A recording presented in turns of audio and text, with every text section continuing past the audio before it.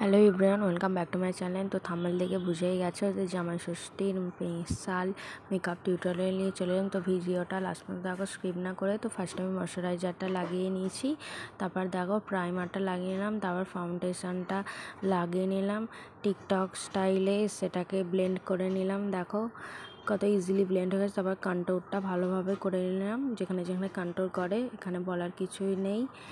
তারপর কন্ট্রোরটা লাগিয়ে ব্লেন্ড করতে করতে করতে করতে আমার হাত একদম ব্যথা হয়ে গেল। যারা ব্লেন্ড করো তারা জানো, হাত একদম ব্যথা হয়ে যায়, গালও ব্যথা হয়ে যায় আর কি। তারপর আমার কাছে ব্লাশ নেই বলে আমি একটা লিপস্টিক দিয়ে ব্লাশ লাগিয়েছি। তারপর সেটাকে ব্লেন্ড করতে করতে আমার গালটাও লাল হয়ে গেল, হাতটাও লাল হয়ে গেল। তারপর কনসিলার দিয়ে সেটাকে ভালোভাবে কনসিলারটা লাগিয়ে নিলাম। আমার তো এখনও বিয়ে হয়নি যে জামাই ষষ্ঠী খেতে, তাই আমি ঘরেতেই জামাই ষষ্ঠী খাই। তো সেখানে ভালো মানে মুখে ভালোভাবে ব্লেন্ড করে নিলাম। তারপর এইচডি লুজ পাউডার দিয়ে সেটাকে ভালো করে সেট করে নিলাম। দেখো পুরো একদম ভূতের মতো দেখছে আমাকে। তারপর একটা সেই হালকা পিচ কালার দিয়ে চোখের উপরটা করে লাগিয়েছিলাম।